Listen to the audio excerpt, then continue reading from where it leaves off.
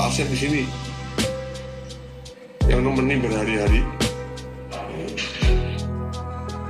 Mana care-nya, mana kepeduliannya, dimintain doa aja nggak bisa, apalagi dimintain duit. Misalnya ini, anak ini minta doa, bukan minta yang lain-lain. Sebegitunya kalian ya. Anak sangat kecewa. Ketika Anda telepon mereka tidak datang, atau mereka tidak angkat telepon, jangan pernah kecewa. Siapa tahu mereka lagi dalam keadaan sibuk. Tidak sempat urus Pak Agustan misalnya, atau tidak sempat angkat telepon Pak Agustan misalnya. Dengan banyak kegiatan dakwah misalnya, sehingga mereka tidak sempat datangi kediaman Pak Agustan. Jadi Pak Agustan berapang dadalah, sebagaimana di video yang lalu saya pernah sampaikan, supaya Pak Agustan banyak zikir, banyak istighfar, banyak merenungkan apa yang sudah Pak Agustan lakukan selama diberikan kesehatan oleh Tuhan. Itu coba Pak Agustan renungkan. Ya, Pak Agustan coba renungkan apa yang sudah pernah Pak Agustan lakukan. Haleluya, haleluya. Assalamualaikum warahmatullahi wabarakatuh. Salam Aki. Aku kabarkan Injil keselamatan. Bapak Ibu Tuhan, ketemu lagi dengan saya Evangelis Avraham Effendi Usman. Bagaimana kabar Bapak Ibu semua? Tentunya luar biasa. Nah saudaraku, saya tadi dapat sebuah cuplikan video di mana saudara Agustan dalam keadaan sakit, terbaring. Beliau benar-benar sakit saudara ya, bukan main-main, beliau bukan bercanda, bukan ngeprank juga. Kalau kali ini sakitnya itu bukan ngeprank ya, bukan ngeprank tapi beneran sakit. Nah di video itu saya melihat bagaimana Agustan dalam keadaan sangat kecewa terhadap para ustadz. Ya, di video itu dikatakan bahwa Agustan kecewa karena tidak ada ustadz satupun yang datang untuk minta didoakan. Ketika Agustan telepon para ustadz, menurut pengakuan Agustan, tidak ada satupun ustadz yang peduli, yang mau angkat telepon, atau yang mau datang untuk menjenguk si Agustan yang lagi sakit.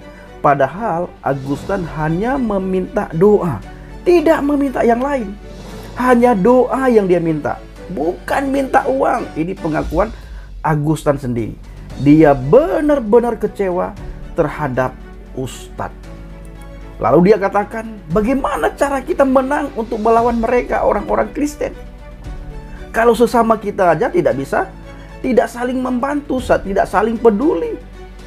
Nah, ini saudaraku sangat bahaya sekali ya.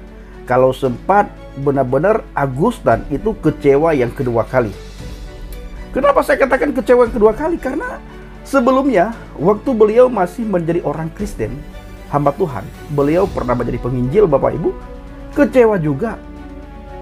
Setelah beliau kecewa yang sangat berat, ketika beliau mengalami kekecewaan yang sangat berat, parahnya minta ampun kecewaannya kepada para hamba Tuhan di saat beliau masih menjadi orang Kristen ataupun penginjil Bapak Ibu, itu sempat kepahitan. Lalu kita ketahui sama-sama, tidak lama berselang beliau jadi mu'alaf. Begitu beliau jadi mu'alaf, tidak kita lihat sosok pribadi yang baik, sosok pribadi yang sopan santun, sosok pribadi yang rendah hati. Justru terjadi kebalikan daripada yang kita pikirkan. Katanya sudah mendapatkan hidayah, tetapi tutur kata beliau jauh daripada hidayah. Tingkah laku beliau jauh daripada hidayah. Malah beberapa hari yang lalu beliau menentang Tuhan Yesus, menentang firman Tuhan. Alkitab ditempatkan di tempat yang sangat rendah, lalu dikentutin. Sekalipun itu katanya bahwa yang ditaruh di pantat itu adalah sampul, tetapi yang keluar dari ucapan beliau, mulut, bibir, lidah beliau itu kata-kata Alkitab. Artinya ketika beliau taruhkan sampul di pantatnya, beliau lagi membayangkan yang beliau taruh itu bukan sampul tetapi Alkitab. Kenapa? Karena yang keluar dari mulutnya itu adalah Alkitab. Firman Tuhan katakan, apa yang keluar dari mulutmu itu berasal dari hatimu. Bila hatimu keluar berasal kata Alkitab, maka di mulut yang sama juga keluar Alkitab. Nah saudaraku, sangat parah sekali bila kita terlalu berharap kepada manusia. Ya, kecewa minta ampun apabila kita tidak mendapatkan apa yang kita harapkan. Dan Alkitab sudah melarang kita jauh-jauh hari supaya jangan pernah bergantung pada manusia. Kita harus saling membantu, saling tolong-menolong, saling mengasihi, saling menyayangi. Tetapi kita tidak boleh bergantung dan mengharapkan apapun pada sesama kita. Pengharapan kita sepenuhnya hanya kepada Tuhan. Dialah pengharapan kita. Maka dalam Injil Matius dikatakan, apa kata Yesus dalam Injil Matius? Marilah kepadaku semua yang letih lesu dan berbeban berat, aku akan memberi kelegaan kepadamu. Ini kata Yeshua HaMasyiah sendiri kepada para murid dan kepada kita semua di tahun 2023 ini. Kembali lagi ke pokok pembahasan kita Bapak Ibu, mengenai kekecewaan Pak Agustan terhadap para ustadz. Ketika ditelepon, tidak direspon, tidak didatangi juga untuk didoakan, apalagi untuk diminta duit. Ini kata dan pengakuan Agustan sendiri Bapak Ibu. Nah saudaraku, apakah benar yang disampaikan oleh Agustan seperti itu? Tidak ada ustadz yang datang untuk mendoakan? Bukankah beberapa hari yang lalu teman-temannya datang mengunjungi Agustan? Bahkan datang teman-temannya itu dibawa untuk makan sate kambing. Ya, benarkah tidak didoakan? Nah, kita juga tidak tahu saudara. Tapi yang kita tahu, beliau saat ini benar-benar kecewa. Cuma kita sebagai anak-anak Tuhan, orang yang percaya kepada Tuhan, mengingatkan sesama kita, terutama sekali Agustan, supaya jangan pernah bergantung pada manusia. Bergantung mutlaklah pada Tuhan. Ya, jangan bergantung pada manusia, jangan mengharapkan pada manusia. Mereka kasih, Anda terima. Mereka datang, ya Anda dengan lapang dada harus terima kedatangan mereka, teman-teman, sahabat, kerabat. Jangan berharap banyak. Ketika Anda telepon, mereka tidak datang, atau mereka tidak angkat telepon, jangan pernah kecewa. Siapa tahu mereka lagi dalam keadaan sibuk. Tidak sempat urus Pak Agustan misalnya, atau tidak sempat angkat telepon Pak Agustan misalnya. Nah, dengan banyak kegiatan dakwah misalnya, sehingga mereka tidak sempat datangi kediaman Pak Agustan.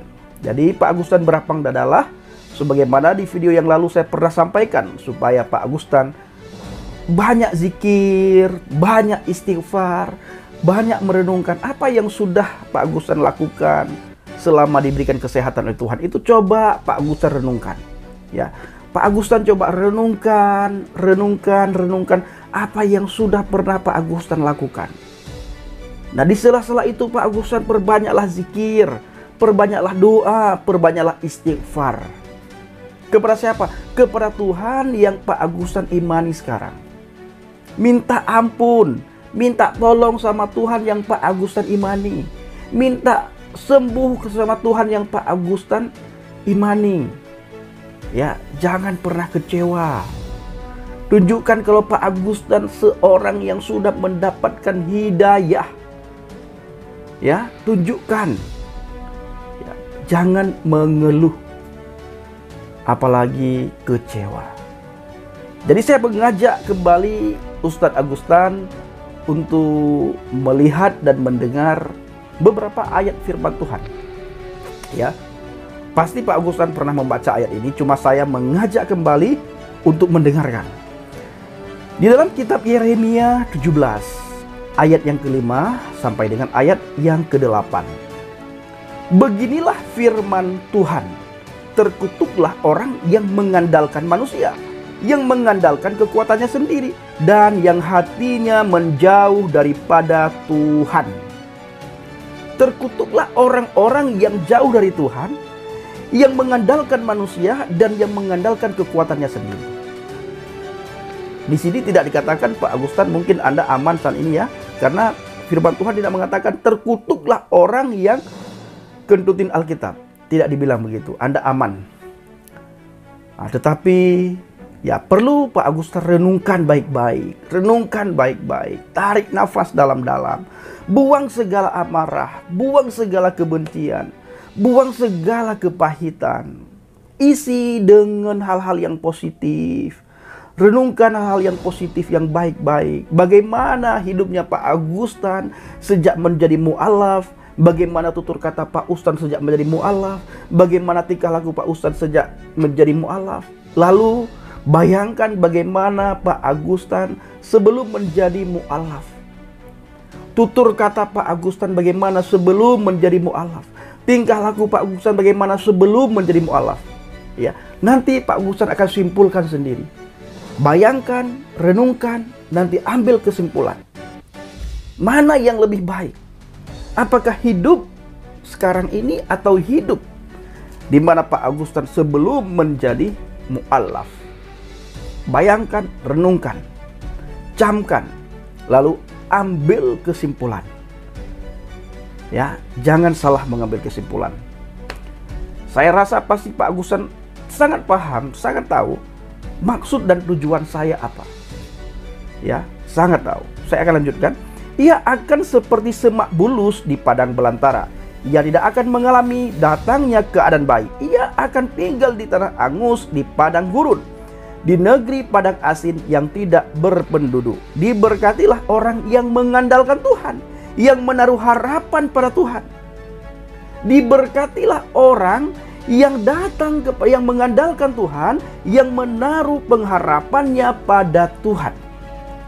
Orang-orang yang datang kepada Tuhan, yang menaruh pengharapan pada Tuhan, yang mengandalkan Tuhan, itu diberkati. Kenapa? Karena Tuhan tidak pernah mengecewakan kita. Orang-orang di sekitar kita, orang-orang sekeliling kita sering membuat kita kecewa. Kenapa kecewa? Karena tidak sesuai dengan permintaan kita, tidak sesuai dengan keinginan kita, tidak sesuai dengan kedagingan kita. Ketika semua itu tidak sesuai dengan harapan kita, dengan yang kita mau, secara otomatis kita pasti kecewa. Tetapi perlu kita ingat, Tuhan tidak pernah mengecewakan kita. Seandainya Tuhan mengecewakan kita ketika Pak Agustan menentang Tuhan Yesus, langsung Pak Agustan KO. Detik itu juga Pak Agustan sudah dipanggil oleh malaikat maut. Malaikat maut datang pastinya. Tapi begitu besar kasih Tuhan kepada Pak Agustan, sehingga dia memberikan waktu untuk Pak Agustan merenungkan apa yang sudah Pak Agustan lakukan, apa yang sudah Pak Agustan ucapkan selama menjadi mu'alaf. Diberikan waktu, diberikan kesempatan, masih diberikan kesehatan. Buktinya Pak Agustan masih bisa ngomong. Belum terlambat. Renungkan baik-baik, pikirkan baik-baik, lalu ambil kesimpulan. Jangan takut untuk ambil kesimpulan. Masuk surga itu nafsi-nafsi. Agama apapun, agama manapun, tidak bisa menjamin kepastian keselamatan kita untuk hidup yang kekal di surga.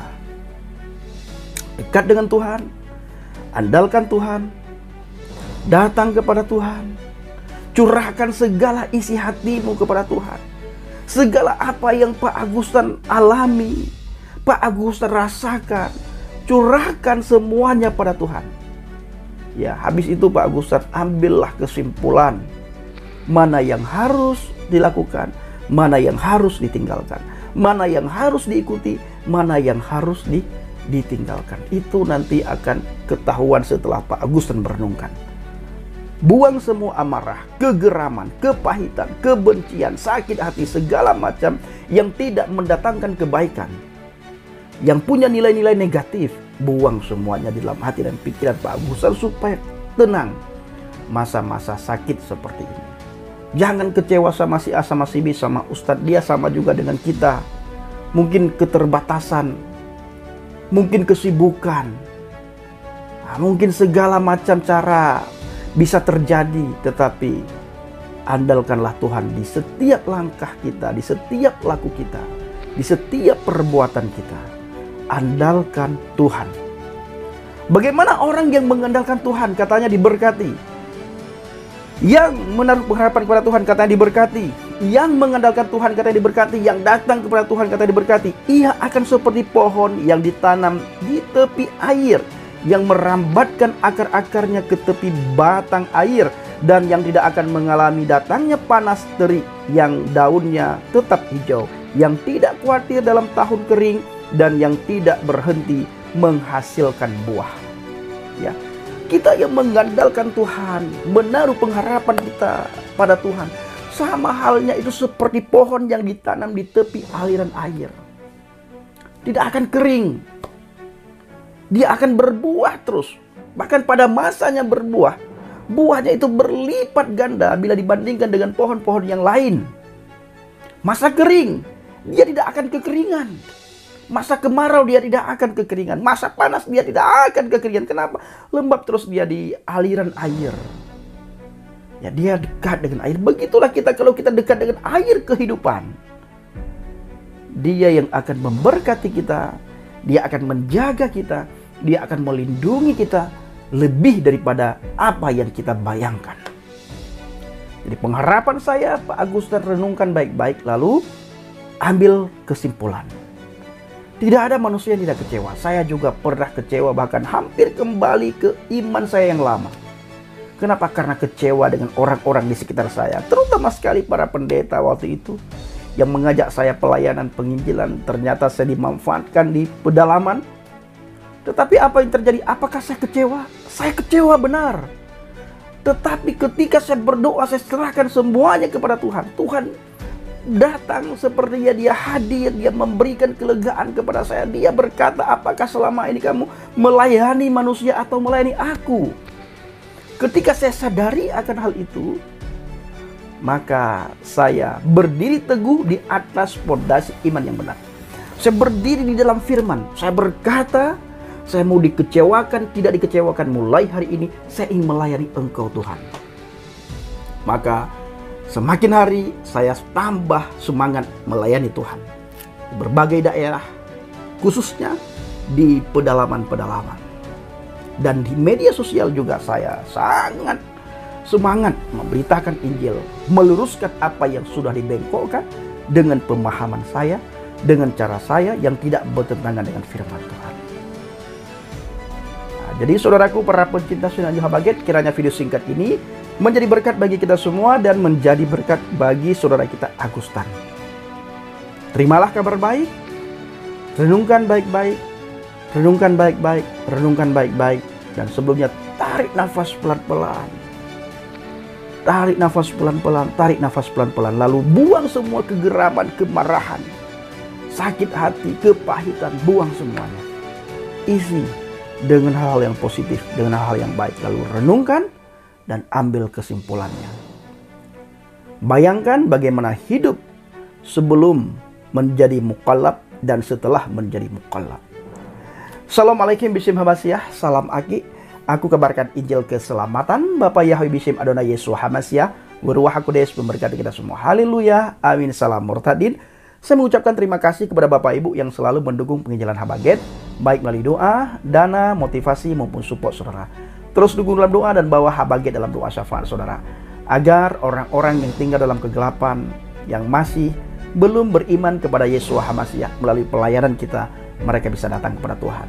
Mereka bisa mengimani bahwa satu-satunya keselamatan itu hanya ada di dalam Yesus Hamasyah, Yesus Kristus. Di luar Dia, kebinasaan yang kekal di neraka. Terima kasih.